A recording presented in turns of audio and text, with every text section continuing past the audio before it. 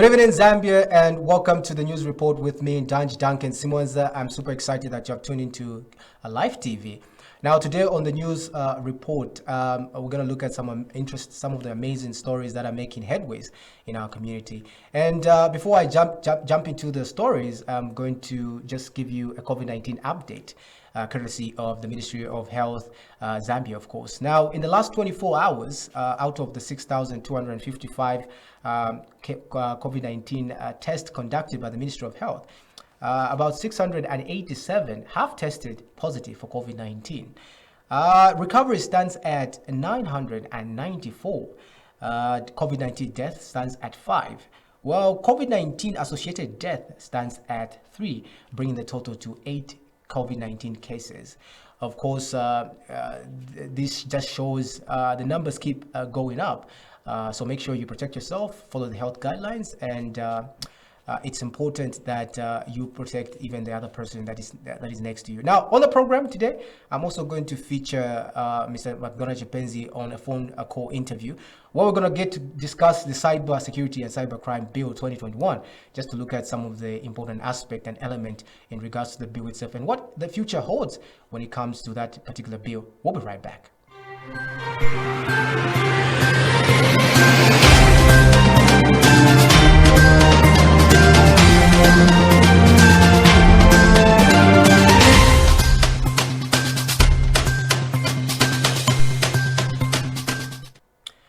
Welcome back. You're still tuned into Live TV and you're watching the news report with me, Danji Duncan Simonza. Now, Electoral Commission of Zambia has got a big responsibility this year. Yes, 2021 is the year where we're going to have our general election, where we're going to vote for our leaders in various district constituencies as well as state. Now, of course, this does not come as a surprise. It is known that 2021 general election is just getting nearer and nearer by the day. Now, ECZ has got a bigger responsibility to make sure that the process is more effective than the previous years, of course, that we have had election. Now, during the press briefing, Mr. Shindano did make mention to say that the focus of that particular, before I just dive into the details of what he did make mention, I think Mr. Shindano did focus on the issue of statistics of the provincial registers of voters.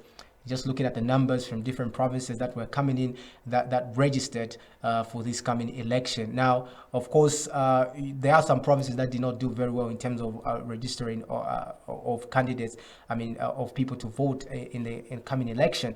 But of course, other provinces have done well, and seemingly enough, women have also turned out in numbers in making sure that they did register. I think the percentage is actually recommendable as the future unfolds, as well as we dive into other developmental issues. Now, of course, we're going to look at a bit of what was discussed during this press briefing. Take a look. The Commission recorded the provisional total of 7,020,749 registered voters. And this is what was announced at the end of the exercise in terms of the numbers that were captured by the Commission. In terms of numbers, Lusaka province accounts for the highest number of registered voters, representing 17.7%, whilst Northwestern is the lowest at 5.5% of the total provisional register of voters. Lusaka is the highest, and this is despite it also having the highest number of what one might term as migratory voters, those that were registering in Lusaka but to vote. Now, of course, as you have seen it for yourself, I think the new register has clearly indicated that some provinces, of course, are doing well when it comes to numbers. Western Province, as well as Lusaka, has recorded the highest voters registration in terms of people that are going to take part in the voting process. Now, of course, it doesn't mean that other provinces that did not do well when it came to registering of voters cannot do better. I think there's need for people to actually be part and parcel of the voters registration process. The coming election, of course, after 5 years, it will give you an opportunity to register as a voter. So make sure that if you do not register this year, you register register the coming election and make sure that you have that voters card to be part of the decision-making process. Now, of course, as you have seen the percentages, they clearly indicate that there's much that we need to do. But of course, it also gives us a clear definition of the outcome and how we ought to see the turnout of people who should go and vote. And so if you have registered, make sure that you, on the day of voting, you make sure that you turn out and you go and take part in the decision-making process, which is casting your vote and choosing the candidate that you feel can take this country forward. Now, speaking about numbers, of course, the other aspect is on issues of online verification, which is very key. If you did register to vote, of course, it's important that your information is clear and correct. So, of course, Electoral Commission of Zambia has come up with an initiative to make sure that you verify your information via your telephone, via using an USSD code, of course, which I'm gonna give it to you once we take a look at the clip on what they had to say during the press briefing in regards to voters verification. Take a look. And you need to be alive to the fact that now we have COVID, which is at its peak. People should take advantage of this. And we did hear the cries of the stakeholders that the online was quite segregated in terms of those that didn't have internet access. And we have gone further to bring forward a platform for use of USSD, which anybody can access from every part of this country using the simplest of feature phones, and you'll be able to access this feature. And you don't even need to have internet, and you don't even need to have talk time to do that. And it makes it very, very easy. And once you do that, there's no need for you to go to the physical verification center to go and verify. Once you verify your details, that's it. Unlike what we had with the registration exercise, when you did the online registration, you'd still be required to go to the physical center to go and complete your registration. So we anticipate very few people. So the only ones that will be required to go to the physical inspection are those that will have issues so that you can have your card replaced. So if you have an error on your card after you verify, then you can go for physical inspection so that you're reissued with a new card. So we don't expect everybody to be there. And you shouldn't be there, because really, unless you just want to go and see how the register looks, provision of the register looks like. But there's no point. So the time is more than sufficient, and we ensure that we avail it to everybody that will come through that would not have done using verification using the available platforms. But we encourage everybody to do so. I hope that you have all verified. So you saw it yourself. That was Mr. Shindano giving his statement on online verification, which is very key, as much as you need to check that your information is correct and validated, especially as we are heading towards elections. Now, of course, Mr. Shindano, who is the ECZ Chief Electoral Officer, did present these statistics today on the 25th of February 2021. Now, the other part that another intervention that the Electoral Commission of Zambia is actually embarking on is the aspect of partnering with the Ministry of Health in making sure that the process of voting becomes safe for the Zambian people, so that the time when we are going to be going there to vote, of course, I'm going to be voting as well, we are protected and we follow the health guidelines to protect us from getting the coronavirus. We'll be right back for more stories. And when we come back, by the way, we are going to have a conversation with Mr. McDonald Chipenzi on the aspect of cyber security as well as cyber crime bill 2021, which is very key. I think this conversation has sparked a lot of controversy in our public domain. We'll be right back.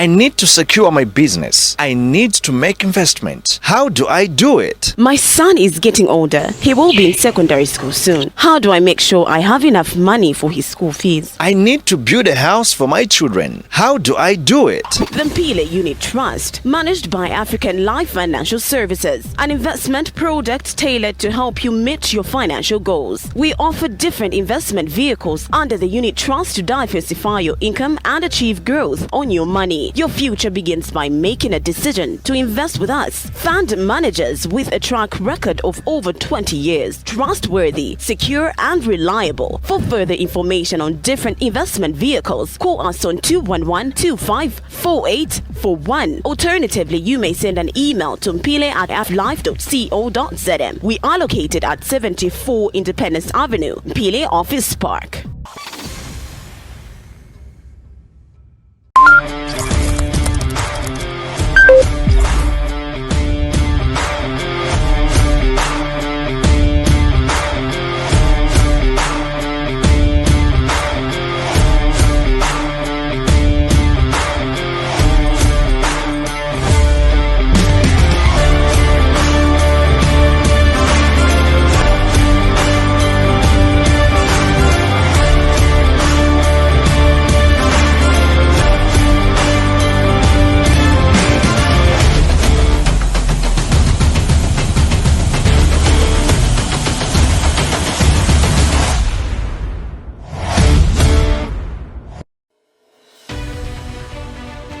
Are you a rising entrepreneur?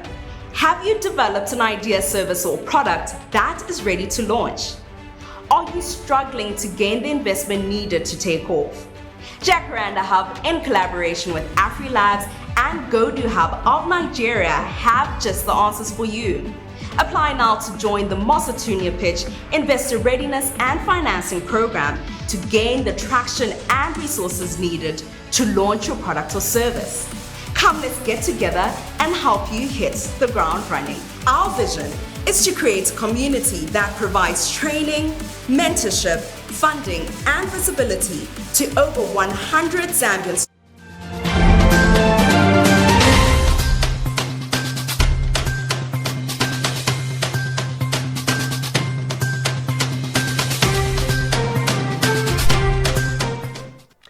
Welcome back to the news report with me, Danji Duncan Simonza. Now, of course, the issue of cybersecurity and cybercrime bill 2021 has got a lot of issues when it comes to understanding its whole purpose, especially now as we are heading towards the general election, 2021 general election. Has the bill come on the right time? What is the content of this bill? Now, of course, I'm going to be joined by Mr. McDonald Chipenzi, who is GEAR Executive Director. Who's going to join me via telephone call, of course. Welcome to the program. Thank you so much, Duncan. It's good to have you on the program. Now, just to dive into the conversation, the Cybersecurity and Cybercrime Bill 2021, what's your take on this particular bill? Well, we feel that in as much as the reasons behind the drafting of the bill are justified, the bill itself does not speak to those issues of cyberbullying, cyber abuses. Instead, the bill is trying to incriminate every citizen as a potential criminal and a potential jail boy or jail girl by the way it has been drafted, where now that everyone, there will be monitoring of your phones, intercepting of your conversation, your calls, and your communication, your correspondences on suspicion that you are involved in a crime. And I think such kind of laws that are made on suspicion are always subject to abuse by those who are given the power to administer them. Now, so that is what we feel the law itself has been rushed, awareness has not been done, consultations have been very limited, and therefore you can't have a public law, public interest law in that manner. Now, on your page, you did clearly indicate to say that cybercrime and security bill is a lion to eat everyone, including common Zambian. Is that in relation to what you have just mentioned on this particular bill? Indeed, because when you look at, when you read through the cyber bill, it is there to criminalize almost everyone. And you know that in Zambia, there's a lot of ignorance among our members of society. Imagine someone sending you a nude picture from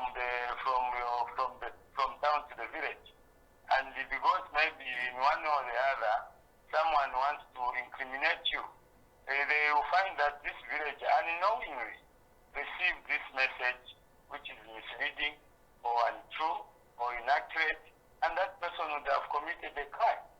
All right, and this is an ordinary person. You see, so this is why I'm saying, keeping a lion among yourselves, and this lion will be there eating you one by one until you are done.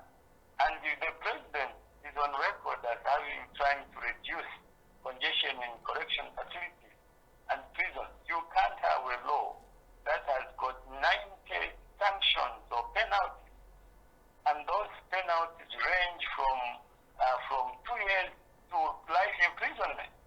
Then where is the effort to decongest prison if you are creating more room, more laws to send people to the guard? Okay. That's basically a contradiction. Yes. Just your quick recommendation to the government on this particular issue. Is to withdraw it, bring it back to full consultation, remove some of those inimical sections that are actually contradictory to the Constitution of the Republic of Zambia. If you read Article 17, it's about privacy. It's about indiscriminate search of your property is bad. It's not good. It is about Article 20, about freedom of expression, to hold opinion, to disseminate that opinion, to impart opinion, to receive information. But this bill too is about curtailing and guarding you from receiving information, or indeed if you receive information, to be monitored, to be intercepted, to be investigated. Now, how do you claim freedom in such a situation where everything is being monitored by the security, by the state machinery? I think that is not correct. And Yes. that is not freedom. Yes. Actually, it's shrinking the space. Okay. Not only the cyberspace, but even the physical space of the Zambian Okay. people. Okay. Thank you very much for coming through to the program. It has been wonderful having you to talk about this conversation. Thank you. All right. That was Mr. Donald Chipenzi, Gears Executive Director, just joining me via phone call as we were talking about cyber bill, as well as the bill which is stated to go into Parliament for further debate. Whether it's going to be enacted or not, we do not know, but we'll follow this story keenly. We'll be right back.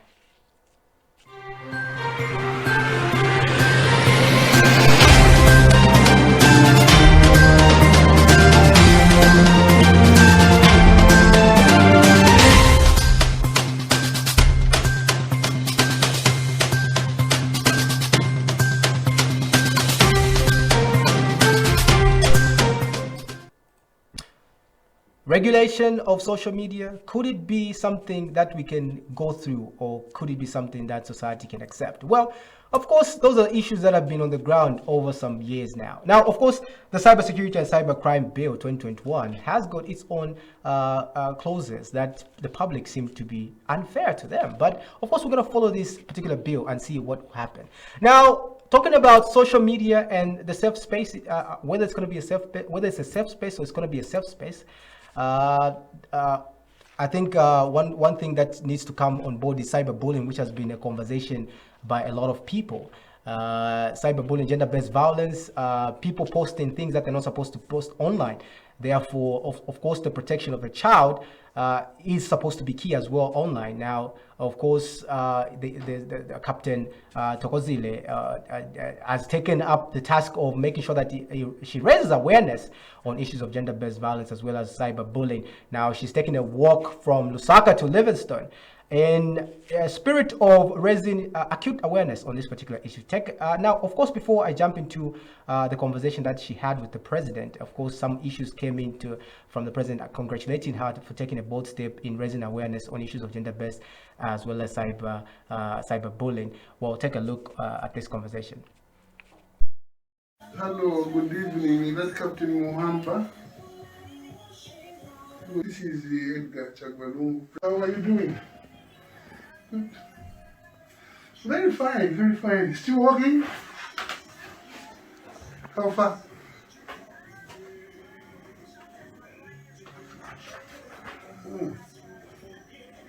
Okay. Okay.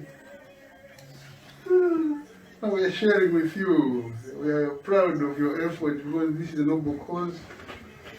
And I'm extremely pleased with your efforts. And many people are being made aware of the cyberbullying, the falsehood, the profanities, the destruction that people's lives have had to endure on account of this cause. So I think you are inspirational, and I can only encourage you to take care and send the message to all citizens that we must stop this scourge. And now,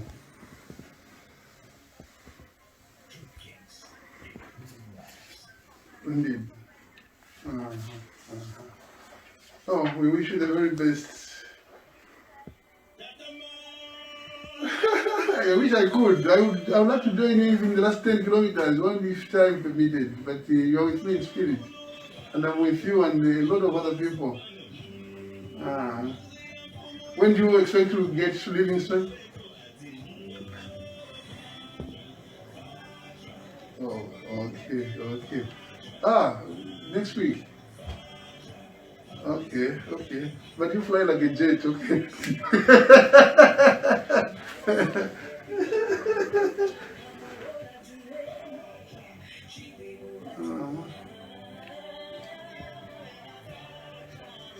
Yeah. Okay, now we have settled. I think the turbulence comes as you take off and as you land, but once you are set, it is easier. So now you're not set, and I believe it is fun.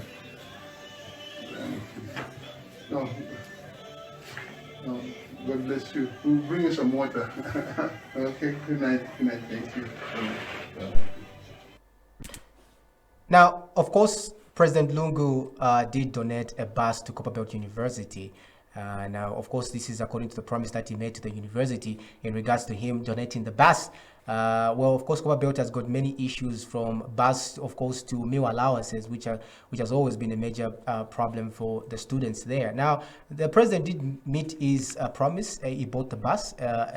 Actually, it's a 46-seater that he bought for the school. Now, after just receiving the bus, just 24 hours later, of course, the bus was involved in a crash, or rather it was damaged as it was about to be tested, or rather try to just go through the driving process to feel how the bus was feeling by the students, of course. Take a look.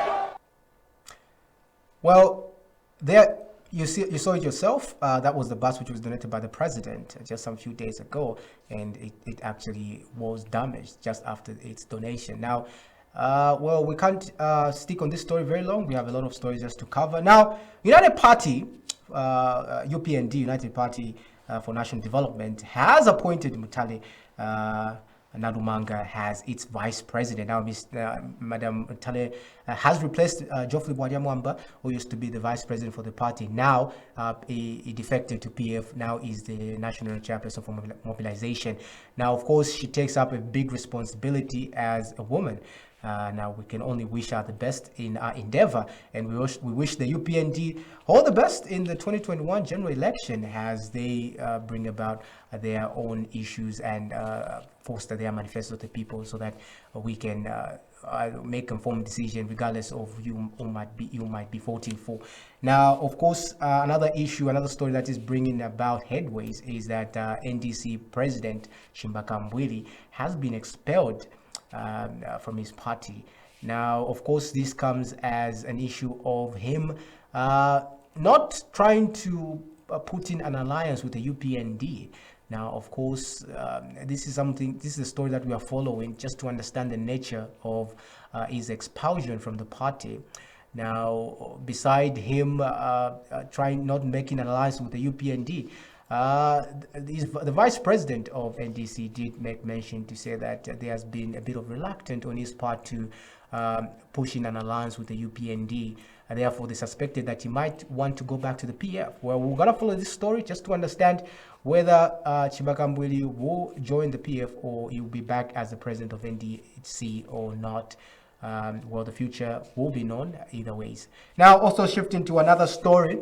If you have followed the story of Nsamantsama, the prosecutor, of course, it was gunned down terribly. It was a shocking story, of course. Now, the person who shot Nsamantsama as well as Ekada, Mr. Kaunda, actually has been arrested and pending charges, of course. Now, we're going to follow also this story just to see what will be done in regards to this officer. Now, of course, Mr. Fanwell is age 25. This is the person who actually fired the gun and shot Mr. Nsamantsama. Now, this story has got its own backing, and we're still following it just to get the clear understanding of what needs to be done, especially in the police service, in regards to how they keep peace in this country. Now, shifting to another story, COVID-19. COVID-19, it's a pandemic that the world is undergoing at this particular moment. Zambia has not been left out of it. Now, the issue of testing is now a problem in this country, where we are seeing other hospitals saying they are charging for testing, especially in public hospital. Is that true? Is that legal or illegal for public hospital to be charging? Now, of course, we're going to monitor Movie TV on this exclusive documentary on this, what is happening at UTH when it comes to testing of COVID-19. Take a look. A scam of corruption has been unearthed at the country's largest referral hospital, the University Teaching Hospitals, UTH. For a long time now, members of the general public have been complaining that in order to have a COVID-19 test conducted on them, they are dubiously charged a minimum amount of 200 kwacha, especially at the outpatient department. So you saw it yourself. I think we have public hospitals that are claimed to be charging for when it comes to testing of COVID-19, which should not be the case, by the way. You cannot be charged to take a test in a public hospital. The only people that are being charged are those that are traveling out. Of course, they require a certificate, which also comes with a charge, of course. Those are the people that are only paying. But for individuals and citizens that are going to public hospital to get tested, they should not be charged. I think that is illegal. And I think we're going to follow this story as well, just to get a clear indication whether it's only UTH having this problem or other public hospitals are also having a similar problem. We'll keep you posted on this particular story on COVID, because COVID is affecting every person. And that brings us to the end of today's edition of News Report. And make sure to stay tuned next week as we look at other stories making headlines. Keep watching Live TV. Bye-bye for now.